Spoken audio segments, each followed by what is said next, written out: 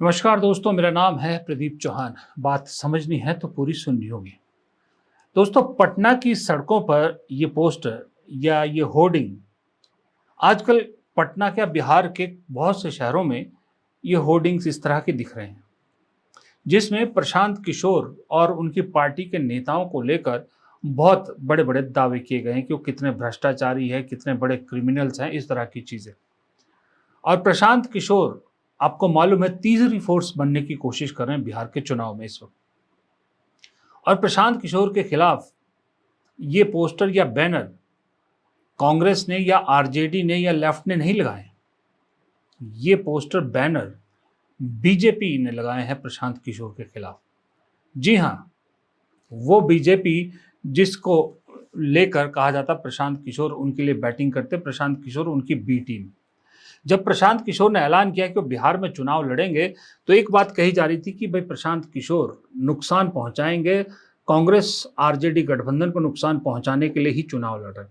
धीरे धीरे सारे टीवी चैनल उनके इंटरव्यूज लगातार कर रहे हैं और उन्हें एक तीसरी फोर्स के रूप में प्रोजेक्ट किया जा रहा है। हालांकि कुछ एक का कहना है कि ये ओवर एस्टिमेट किया जा रहा है या ओवर प्रोजेक्ट किया जा रहा है प्रशांत किशोर को। प्रशांत किशोर इतनी बड़ी ताकत है नहीं अभी बिहार में, आने वाले समय में हो सकते हैं।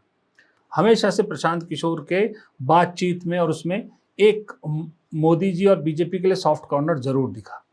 लेकिन पिछले कुछ दिनों में ऐसा हुआ है कि प्रशांत किशोर ने अपने सारे तीर बीजेपी की तरफ कर दिए। प्रशांत किशोर लगातार बिहार के बीजेपी नेताओं को निशाना बना रहे हैं, खास करके हरीश चौधरी और उप मुख्यमंत्री सम्राट को। सम्राट चौधरी को लेकर और हरीश चौधरी को लेकर उन्होंने बहुत खुलासे किए, बहुत कुछ किया। उधर से सम्राट चौधरी और हरीश चौधरी ने भी प्रशांत किशोर पर खूब हमले किए, उनकी फंडिंग को लेकर सवाल उठाए, उनकी पार्टी के पास पैसा कहां से आ रहा है। कल प्रशांत किशोर ने बाकायदा प्रेस कॉन्फ्रेंस करके हिसाब दिया लोगों को कि भाई मेरे पास कहां से पैसा आ रहा है पार्टी के पास, उन्होंने पूरा हिसाब रख दिया।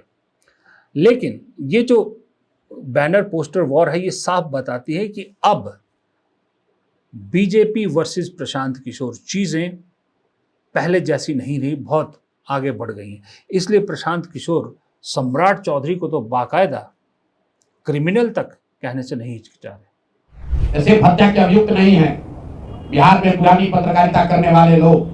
आपने शिल्पी गौतम के रेप और हत्याकांड की कहानी सुनी होगी। आपने सुना होगा कि लालू जी के जंगल राज का जब चरम सीमा था, जितनी यहाँ माताएं बहने हैं, जो पढ़े लिखे लोग, समझदार लोग हैं, स्वच्छ छवि वाले बिहार में रहने वाले लोग हैं, याद कर लीजिए शिल्पी गौतम रेप और मर्डर केस, जिसमें एक डॉक्टर के लड़के को और शिल्पी गौतम के साथ ऐसा आरोप लगा था कि उनके साथ सामूहिक बलात्कार और उसके बाद उनकी हत्या कर दी गई थी। साधु यादव पर उसका आरोप लगा था, बड़ी हंगामा हुआ, सीबीआई में केस गया।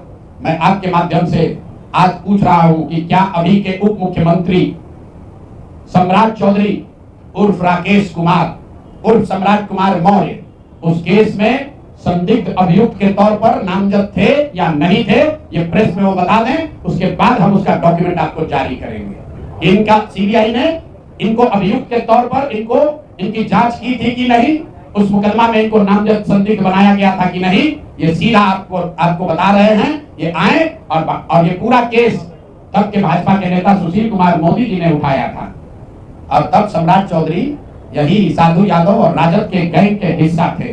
और अब वो बता दें, हम इतना ही बोल रहे हैं, अभी से भी गांधी जी ने कहा है गलती हो गई तो आकर माफी मांग लो। आकर बताइए कि उस केस में आप अभियुक्त के तौर पर आपको सीबीआई ने आपकी जांच की थी कि नहीं की थी, आपके सैंपल टेस्ट लिए गए थे कि नहीं लिए गए थे, आपके उस घटना में क्या संलिप्तता है नहीं है, ये बताइए। अब देखिए, अगर प्रशांत किशोर बीजेपी के नेताओं को, बीजेपी के बड़े चेहरों को टारगेट कर रहे हैं, उन पे निशाना साध रहे और उन्हें नुकसान पहुंचाने में कामयाब होते हैं, तो फायदा किसका होता है? फायदा होता है उसी का जो दो बिल्लियों की लड़ाई में जिसका फायदा होता है, यानी फायदा होगा आरजेडी और कांग्रेस को। क्योंकि उधर जो नीतीश कुमार है, जेडीयू है, वो कोई इतनी बड़ी ताकत अब बची नहीं है, वो दिख रहा है। अब ऐसे में कांग्रेस आरजेडी को ये डर था कि प्रशांत किशोर अगर वोट काटेंगे तो उनका भी वोट काटेंगे, ज़्यादा उनका काटेंगे, बीजेपी एंड उसका जेडीयू का कम काटेंगे। लेकिन अब जब खुल के ऐलान कर दिया प्रशांत किशोर ने बीजेपी के खिलाफ, तो इसका मतलब है प्रशांत किशोर ने सीधा मोदी जी के खिलाफ खुल के ऐलान कर दिया।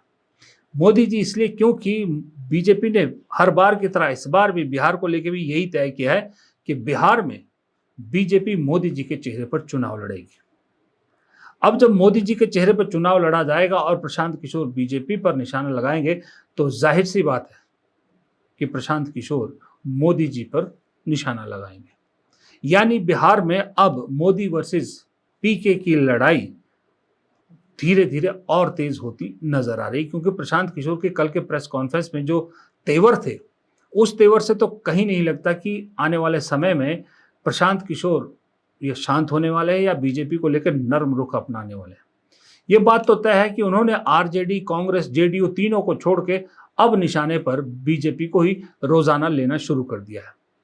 और प्रशांत किशोर की बीजेपी को लेकर जो बातें वो करते हैं, उसको लेकर लोग थोड़ा सा मतलब दूसरी नज़र से देखते हैं, क्योंकि उन्हें लगता है कि प्रशांत किशोर वो आदमी है जो बीजेपी के अंदर रहे हैं, ये तो बीजेपी को बहुत अच्छी तरह से जानते हैं, इसलिए उनकी बातों में दम दिखता है, इसलिए लोग प्रशांत किशोर की बातों को ध्यान से देखते हैं। इधर कांग्रेस और आरजेडी भी तमाशा देख रही है। किसी ने बीच में ये खबर चलाई थी, अब पता नहीं इस खबर में दम है या नहीं, कि प्रशांत किशोर ने शायद, या आरजेडी ने या किसी ने भी महागठबंधन की तरफ से ये संकेत दिए हैं कि प्रशांत किशोर के साथ एक ऐसा कुछ तालमेल हो सकता है कि अगर प्रशांत किशोर कहीं पर मुस्लिम उम्मीदवार उतारते हैं या आरजेडी या कांग्रेस मुस्लिम उम्मीदवार उतारती है, तो प्रशांत किशोर वहां मुस्लिम उम्मीदवार नहीं देंगे। यानी कि एक जो वोट कटने का डर है, उस वोट कटने को बचाने की बहुत कुछ स्कीम्स चल रही है। यानी इनडायरेक्टली अगर उधर 3-4 पार्टियां अगर लड़ रही हैं, जेडीयू, बीजेपी और रामविलास पासवान और जीतन राम मांझी की पार्टी, तो इधर भी फिर अब डायरेक्टली तो महागठबंधन है ही जिसमें 5-6 पार्टियां हैं, इनडायरेक्टली प्रशांत किशोर का भी अगर साथ मिलेगा, तो बिहार की बाजी जो ऑलरेडी काफ़ी हद तक जेडीयू बीजेपी के हाथ से निकलती दिख रही है, वो बाजी कंप्लीटली उनके हाथ से निकल जाएगी। क्योंकि चाहे जितना भी, एक चीज़ तो सभी एक्सपर्ट मान रहे हैं कि प्रशांत किशोर 8 से 10% वोट ले सकते हैं, और 8 से 10% वोट अगर छिन गया किसी भी एक साइड का, तो वो गेम पलटने के लिए बहुत है, क्योंकि पिछली बार शायद 12,000 या 22,000 कितने का डिफरेंस रहा था दोनों तरफ, इतने टोटल वोट का फर्क पड़ा था, टोटल सारे, जिसके इतने वोटों से बीजेपी जेडीयू सत्ता में आई थी। तो ये कहानी है इस बार बिहार का, इसलिए मैंने कहा था एक दिन पहले भी आपको कि बिहार का चुनाव इस बार बड़ा इंटरेस्टिंग है। बिहार का चुनाव पहले जैसा नहीं है, जहां जाति, धर्म और इसके नाम, जातियों के नाम पर खास करके एकदम ब्लाइंडली लोग पीछे चल पड़ते थे। इस बार ऐसा चुनाव बिहार में नहीं दिख रहा है। बिहार में इस बार चुनाव जाति है, जाति मुद्दे हैं, इसीलिए कांग्रेस भी ईबीसी का मुद्दा उठा रही है, इसीलिए आरजेडी भी अपने वोट को मजबूत कर रही है, इसीलिए एमवाई समीकरण जो बीजेपी, आरजेडी, कांग्रेस दोनों के लिए इंपॉर्टेंट है, उसको मजबूत करने की कोशिश कर रही है। लेकिन सिर्फ वो बड़ा मुद्दा नहीं रह गया, इसके साथ बेरोजगारी, पलायन, भ्रष्टाचार, इस तरह के मुद्दे भी बहुत बड़े तौर पर उभर रहे हैं। और साथ में एक मुद्दा और उभर रहा है, गुजरात वर्सेस बिहार का। मोदी जी लगातार बिहार को लेकर नई नई योजनाओं का ऐलान कर रहे हैं, महिलाओं को 10,000 तक दे दिया, लेकिन वो सवाल नहीं दबा कि गुजरात को बड़े बड़े उद्योग और बिहार को मजबूत ट्रेनें और ये सब मजदूर ट्रेनें, यही सब मिलेगा। ये भेदभाव क्यों? इस सवाल का जवाब न बीजेपी दे पा रही है, न जेडीयू दे पा रही है, और न इस सवाल का जवाब प्रशांत किशोर के पास भी है इनफैक्ट। लेकिन आपको 1 साल पीछे जाना होगा। 1 साल पीछे याद कीजिए, जब हमारे जो मीडिया चैनलों के सर्वे आए थे, जब बता रहे थे कि मोदी जी को 400 पार इस बार बीजेपी को मिलेगी, सरकार 400 पार लेके आएगी, तब उस दावे को पुख्ता करने का काम प्रशांत किशोर कर रहे थे। पहले सर्वे होते थे, उसके बाद सभी चैनल प्रशांत किशोर के इंटरव्यूज कर रहे थे और प्रशांत किशोर भी बड़ी पुख्ता आवाज में ये कह रहे थे कि मोदी जी पहले से ज्यादा नंबर लेके आएंगे। बड़े बड़े दावे किए थे प्रशांत किशोर ने, हालांकि उस वक्त अपने पॉलिटिकल उसकी तैयारी कर चुके थे। बाद में क्या हुआ, बाद में प्रशांत किशोर भी झूठे निकले, गोदी मीडिया के सर्वेज हैं वो तो निकलते ही झूठे हैं। तब एक बात बिल्कुल साफ हो गई थी कि प्रशांत किशोर आज भी मोदी से दूर नहीं है। जी हाँ, मोदी को द मोदी बनाने वाले जो लोग हैं उनमें से सबसे बड़ा नाम अगर कोई आता है वो प्रशांत किशोर का आता है। प्रशांत किशोर उस वक्त गुजरात में उनके एडवाइजर थे। उसके बाद चाय पे चर्चा और ये सब जब प्रधानमंत्री के लिए वो चुनाव लड़ रहे थे, प्रधानमंत्री के दावेदार बन गए थे, ये सारे प्रोग्राम प्रशांत किशोर और उनके दिमाग के आइडियाज थे, जिसे मोदी जी ने खूब अच्छे से निभाया और मोदी जी इतने बड़े फिगर बन गए इस देश की राजनीति में, प्रधानमंत्री की कुर्सी पर बैठ गए। उसके बाद ममता बनर्जी के साथ भी काम किया, नीतीश कुमार के साथ भी काम किया, अमरिंदर सिंह, वाईएसआर, बहुत लोगों के साथ प्रशांत किशोर ने काम किया। कांग्रेस के साथ जुड़ने की कोशिश की, उत्तर प्रदेश में किया, फेल हुए, फिर कांग्रेस में अंदर घुसने की कोशिश की, लेकिन जो वो मांग रहे थे वो राहुल गांधी ने मंजूर नहीं किया, इसलिए वो कांग्रेस में नहीं घुस पाए, वरना कांग्रेस का पावर सेंटर बनने की कोशिश कर रहे थे। और अगर प्रशांत किशोर कहीं उसमें कामयाब हो जाते तो आज आपको राहुल गांधी चेहरा तो दिखते, लेकिन कांग्रेस का कंट्रोल करते प्रशांत किशोर दिखते। केसी वेणुगोपाल तो शायद सीन में ही कहीं नहीं होते।